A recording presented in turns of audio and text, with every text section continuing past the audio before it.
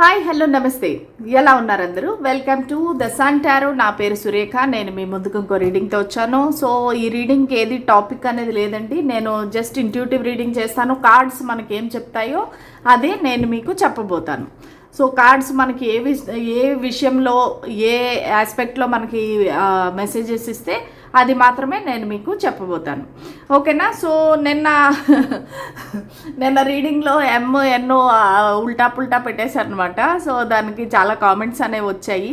So పరిస్థితి ఎలాగుంది అనేది మీకు అర్థమైంది కదా. ఏంటంటే కొన్ని రోజులకి నా పేరు రేఖ, సురేఖ, శశిరేఖ ఏంటో మర్చిపోయే పరిస్థితిలో ఉన్నాను అనమాట.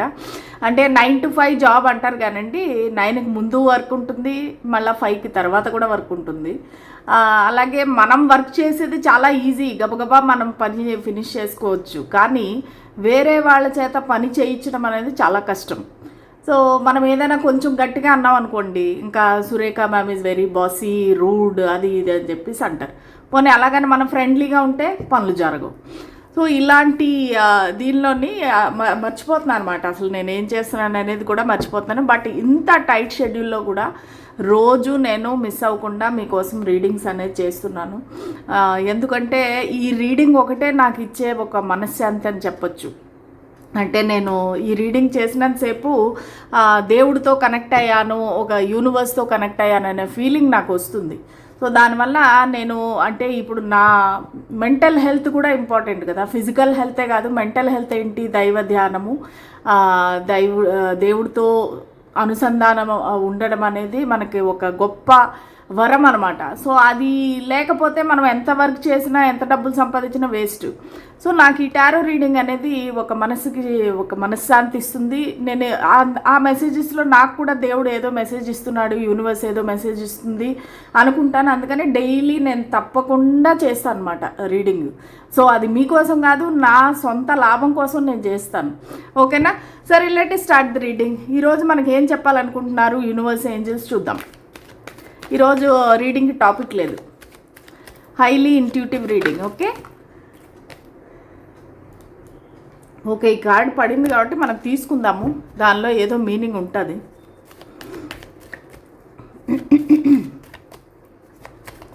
స్పిరిట్స్ అండ్ ఏంజల్స్ మాకు గైడెన్స్, క్లారిటీ ఇవ్వండి. అసలు మీరు ఏం చెప్పాలనుకుంటున్నారు, మీరు మాకు ఎటువంటి guidance ఇవ్వాలనుకుంటున్నారు. 7 of Cups, 9 of Swords, the Chariot, Page of Swords, సర్దుతాను కొంచెం,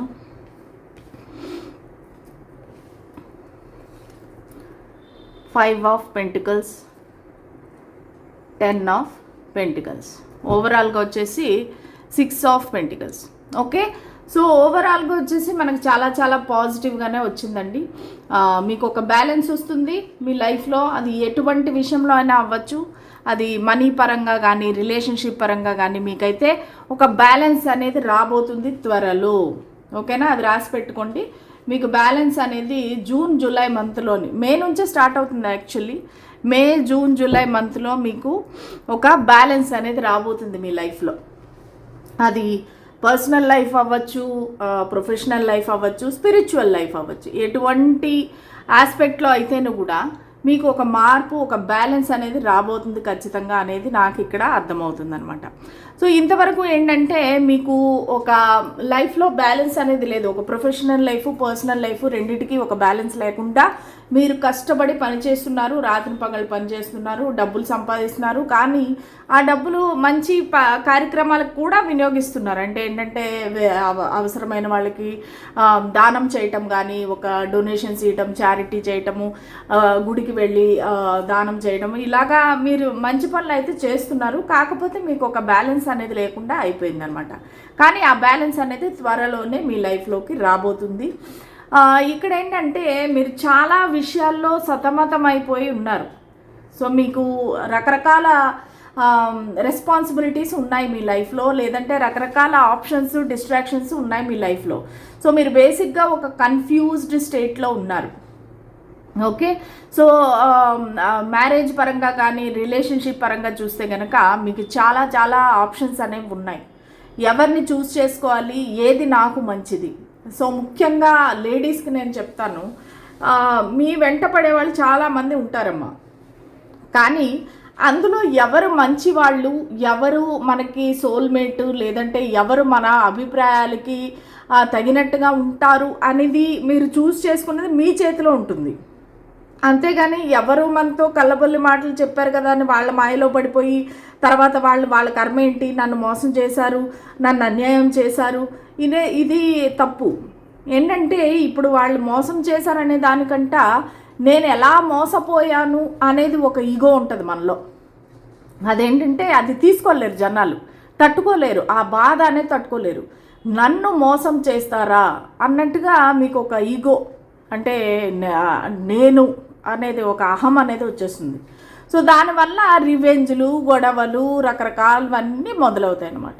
సో మనం ఫస్ట్ ఆఫ్ ఆల్ ఏంటంటే యాక్సెప్ట్ చేయాల్సింది ఏంటంటే ఏది జరిగినా మన మంచికే అనేది యాక్సెప్ట్ చేయాల్సి ఉంటుంది. సో ఇప్పుడు కొంతమందికి ఇటువంటి సంఘటనలు అయితే జరిగాయి లైఫ్లో. సో మీరు ఏంటంటే ఒక కన్ఫ్యూజ్డ్ స్టేట్లో ఉన్నారు. సడన్గా మైండ్ అనేది ఒక్కసారిగా బ్లాంక్ అయిపోయిందనమాట.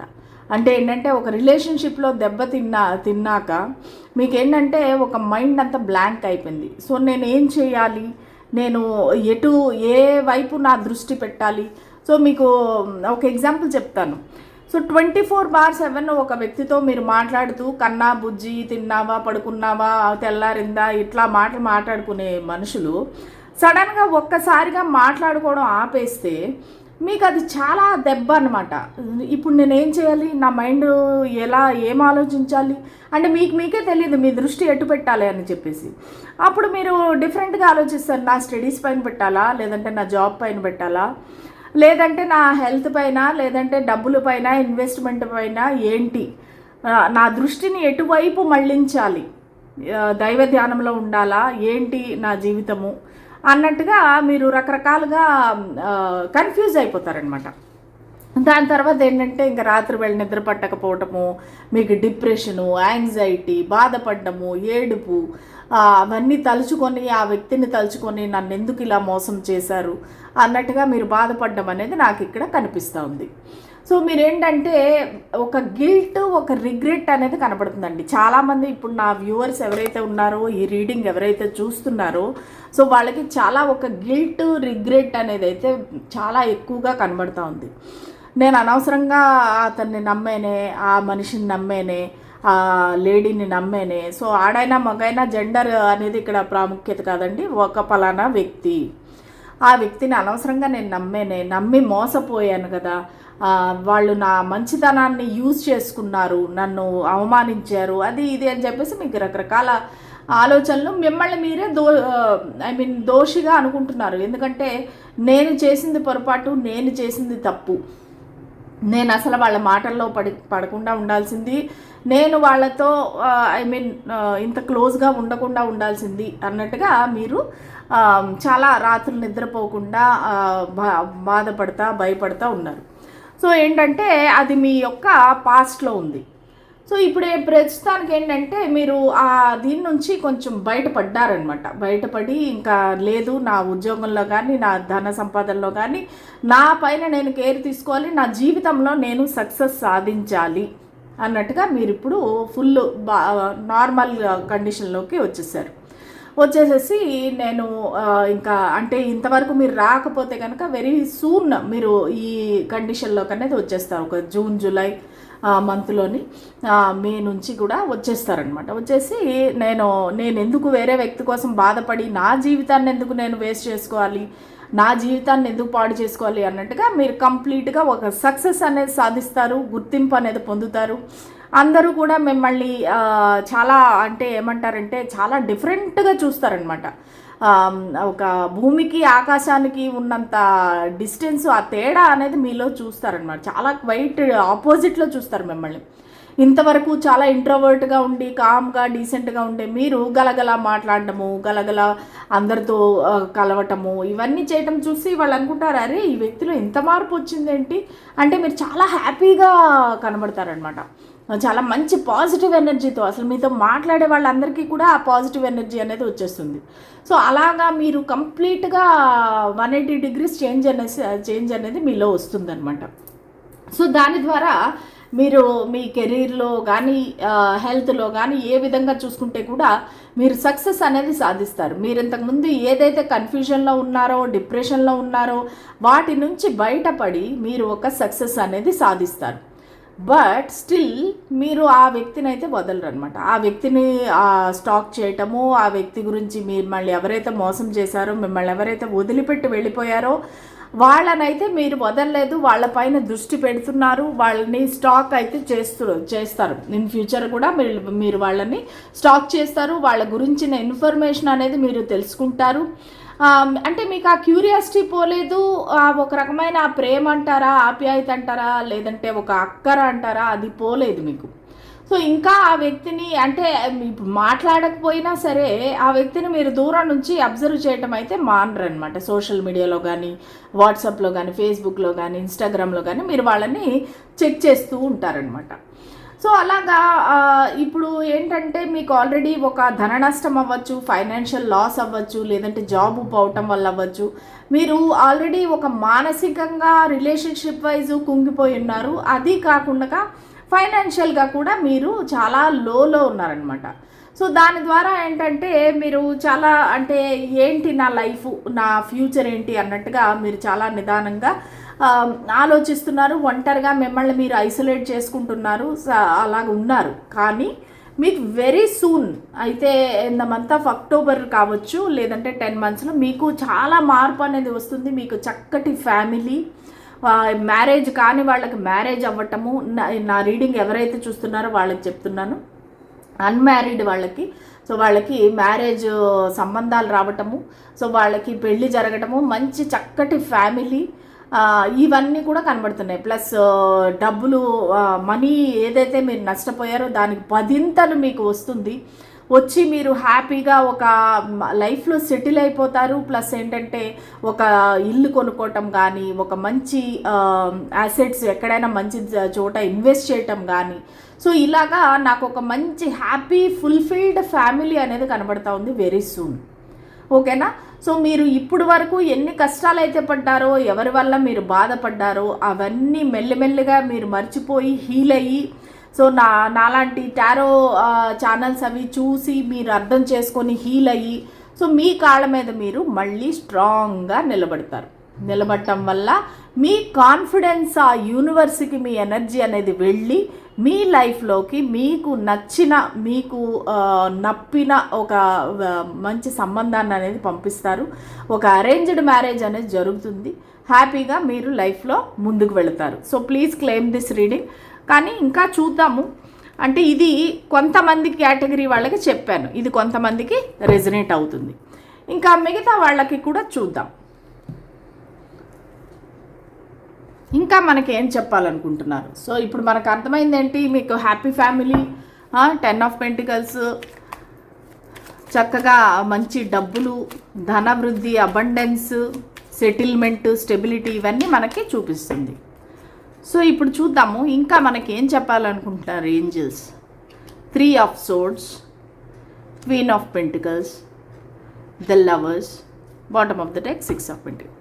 సో ఓవరాల్గా మనకి ఇందాక కూడా వచ్చేసింది 6 of Pentacles, ఇప్పుడు కూడా 6 of Pentacles. మన ఓవరాల్ టుడేస్ రీడింగ్ ఏంటంటే 6 of Pentacles అంటే బ్యాలెన్స్. మీ లైఫ్లో బ్యాలెన్స్ అనేది రాబోతుంది. మీరు ఇంతవరకు ఎన్ని కష్టాలు అయితే పడ్డారో ఈ రిలేషన్షిప్ వైజు, మనీ వైజు, అవన్నీ పోయి మీరు ఒక బ్యాలెన్స్ అనేది వస్తుంది. మీ జీవితంలో మీ ఒడిదుడుకులు అనేవి పోయి ప్రశాంతంగా ఉండబోతారు. సో కొంతమందికి ఇక్కడ థర్డ్ పార్టీ సిచ్యువేషన్ అనేది ఉందండి. పాస్ట్లో మీరు చాలా కష్టపడ్డారు, బాధపడ్డారు. కొంతమంది మ్యారీడ్ పీపుల్ నా రీడింగ్ అనేది చూస్తున్నారు, wife and husband. So me wife and husband మధ్యలో ఎవరో ఒక థర్డ్ పార్టీ అనేది వచ్చారు పాస్ట్లో. సో దానివల్ల మీరు చాలా బాధలు పడ్డారు, చాలా ఏడ్చారు, మీ వ్యక్తిని నిలదీశారు. చాలా పెయిన్ఫుల్ అనమాట. అంటే మీకు చాలా కష్టంగా ఉంది, ఏంటిది, ఎందుకు ఇలా జరిగింది అన్నట్టుగా. సో ఆ తర్వాత ఏం చేశారంటే మీరు ఇది ఇంకా అయితే అయ్యిందేదో అయింది, నేను ఆ వ్యక్తిని మార్చలేను, నా జీవితాన్ని నేనే మార్చుకుంటాను అన్నట్టుగా మీరు ఒక స్ట్రాంగ్గా నిలబడ్డారు. దానివల్ల ఒకవేళ ఇది ఇంతవరకు జరగకపోతే ఇన్ ఫ్యూచర్ మీకు జరగబోతుంది. మీరు ఒక స్ట్రాంగ్గా నిలబడతారు, ఫైనాన్షియల్గా మీ పైన మీరు నిలబడతారు, మీ కాళ్ళపైన మీరు నిలబడతారు. సో మీరు కుటుంబాన్ని అంతా మీరే చక్కదిద్దుతారు. మీ డబ్బులు సంపాదన కానీ, బిజినెస్ మీరు చూసుకోవటం కానీ.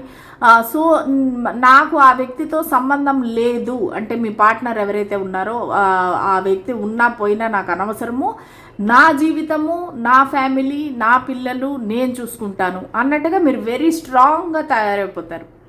అంటే బ్యూటీ విత్ బ్రెయిన్స్ అంటారు చూసారా, అట్లాగా మీరు ఇంతవరకు ఏదైతే ఆ వ్యక్తి గురించి, మీ పార్ట్నర్ గురించి ఆలోచించి మీ జీవితాన్ని నాశనం చేసుకున్నారో, సో ఇప్పుడు మీరు మీ పవర్లోకి వచ్చేసి బాగా ఇంకా మీరు బిజినెస్ను గ్రో చేయటం కానీ, డబ్బుల పరంగా మీరు గ్రో అవ్వటం కానీ, సో కుటుంబాన్ని చక్కగా మీరు సమర్థవంతంగా ఇది చక్కబెట్టడం కానీ, ఇవన్నీ కూడా కుటుంబ బాధ్యతలు మీరు ఒంటరిగా తీసుకొని మీరు పోరాడి మీరు సాధిస్తారనమాట. దానివల్ల ఏంటి, మీ పార్ట్నర్ ఎవరైతే ఉన్నారో మళ్ళీ మీ వైపుకి ఆకర్షితులు అవుతారు. సో వాళ్ళు వెనక్కి వస్తారు, ద లవర్స్ కార్డ్. సో వాళ్ళకి వేరే ఆప్షన్ ఉంటేనూ కూడా మిమ్మల్నే చూస్ చేసుకుంటారు, ఇంకా మీతోనే ఉండాలి అనుకుంటారు. మీతో ట్రాన్స్పరెంట్గా, ఆనెస్ట్గా కమ్యూనికేషన్ అనేది చేస్తారు, ఓపెన్గా మీతో మాట్లాడి ఇది ఇలా జరిగింది, నన్ను క్షమించు. సో మన ఇద్దరము దేవుడు కలిపిన జంట మనది, ఇది డివైన్ కనెక్షను. సో మన ఇద్దరమే కంటిన్యూ అవుదాము, మన ఇద్దరమే ముందుకు వెళదాము అనేది ఒక రియలైజేషన్ వచ్చి మీ పర్సన్ మీ దగ్గరికి వచ్చే అవకాశం ఉంది జూన్ మంత్ తర్వాత. ఓకేనా? సో జూన్ జూలై అనేది చాలా ప్రామినెంట్గా కనబడుతుందండి. Please claim this reading.